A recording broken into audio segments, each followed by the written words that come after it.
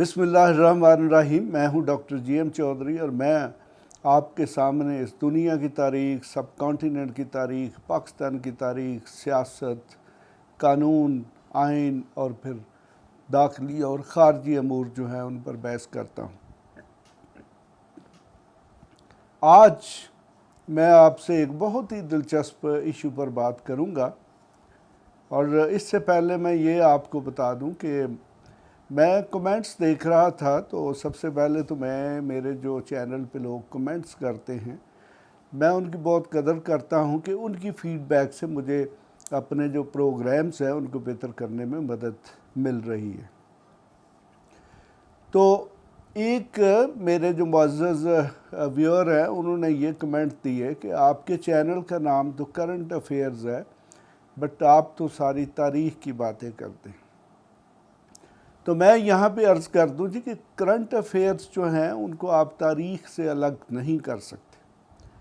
کوئی بھی جو آج کا واقعہ ہے اس کے پیچھے ایک لمبی تاریخ ہوتی ہے۔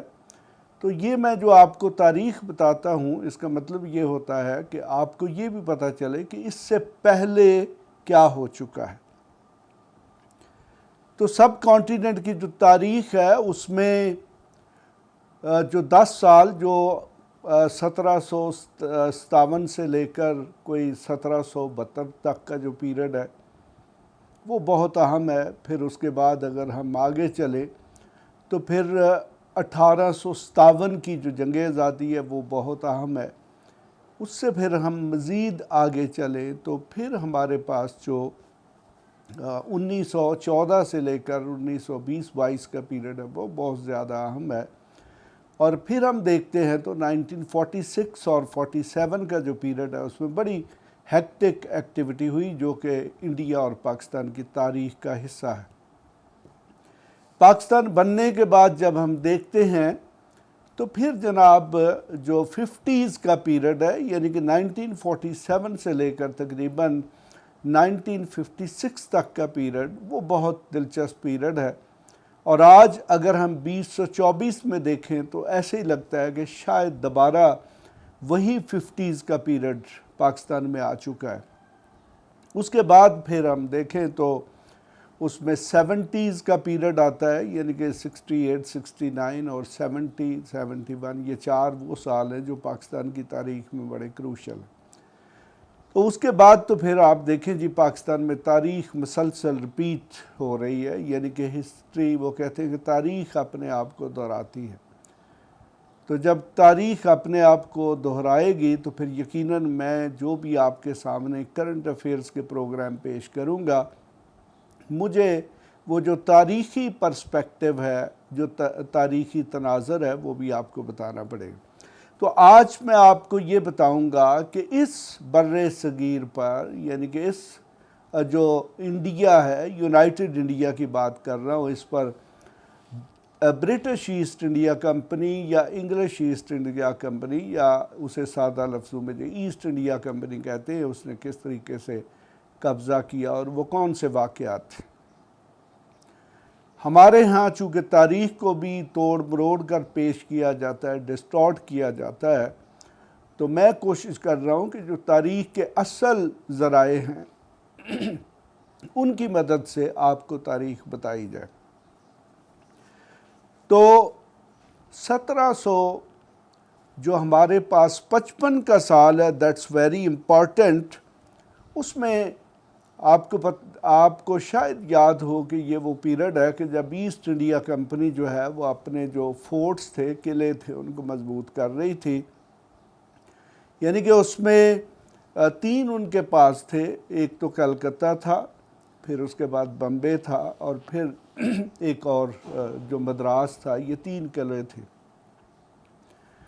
تو یہ آلموسٹ ان میں سے جو مدراس اور جو کلکتہ کا ہے وہ تو بنگال میں تھے، اور نواب سراج الدولہ جو ہے وہ نواب علی وردی خان جو ہے ان کی ڈیتھ کے بعد بنگال کے حکمران بنے، نواب بنے۔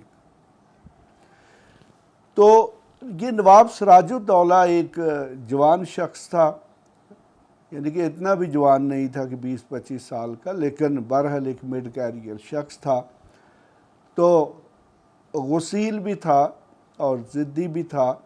لیکن اس کے ساتھ ساتھ کہا جاتا ہے کہ وہ بہت بزدل بھی تھا۔ تو اس نے جب 1700 جو ہے وہ 56 میں اپنا اقتدار سنبھالا، 1756 میں، تو اس نے انگریزوں کو فوری طور پر وارننگ دی کہ آپ یہ جو قلعے ہیں اپنے، ان کو جو آپ مضبوط بنا رہے ہیں، ان کو جو آپ وسیع کر رہے ہیں، ان کو فوری طور پر آپ بند کریں۔ یہ آپ کو جو اجازت دی گئی ہے تجارت کی مغلیہ بادشاہ سے یا پھر بنگال کے جو نوابوں نے دی ہے، یہ اس کے برعکس ہے۔ بہرحال جو ایسٹ انڈیا کمپنی ہے اس نے جو نواب سراج الدولہ ہیں اس کی جو ہدایات تھیں یا اس کی جو ایڈوائس تھی، نصیحت تھی، اس کو ماننے سے انکار کر دیا، اور مجبوراً نواب سراج الدولہ جو ہیں ان کو کلکتہ پر حملہ کرنا پڑا۔ کلکتہ میں ایک بہت بڑا قلعہ جو ہے وہ ایسٹ انڈیا کمپنی نے بنایا ہوا تھا، جس کا نام فورٹ ولیم تھا۔ بہرحال نواب نے کلکتہ پر حملہ کیا اور فورٹ ولیم جو ہے اس قلعے پر قبضہ کر لیا،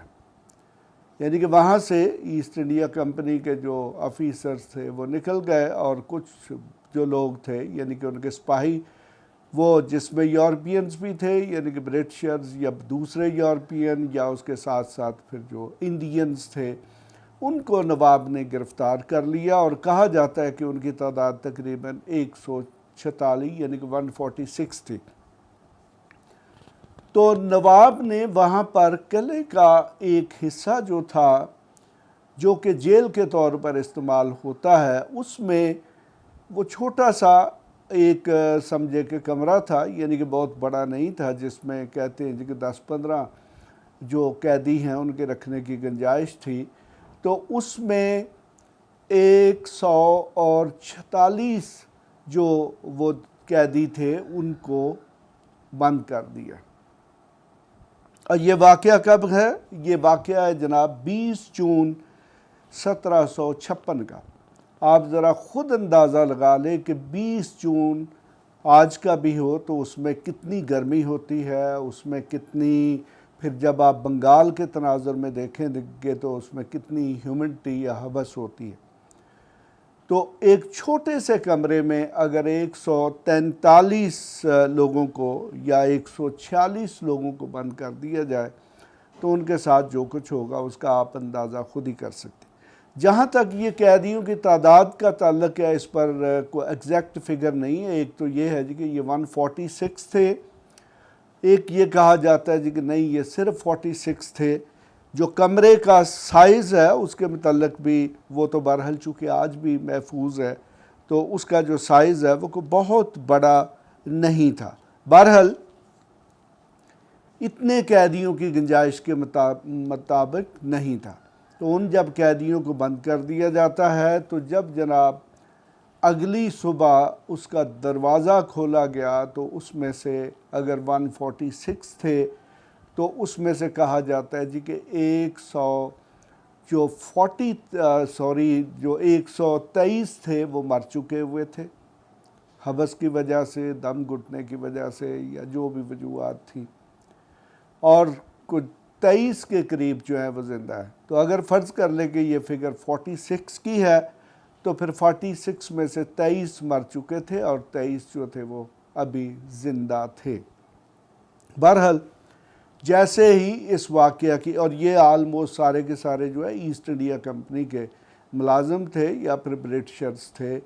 جس کی اطلاع جب اس وقت یہ رابرٹ کلائیو جو ہیں وہ اس قلعے کے انچارج تھے ان کو ملتی ہے تو ان کو بہت غصہ آتا ہے، اور اس کے ساتھ ساتھ ہی اس کی اطلاع جو ہے وہ فوری طور پر برطانیہ میں پہنچ جاتی ہے، اور وہاں پر بھی شدید غصے کا اظہار کیا جاتا ہے۔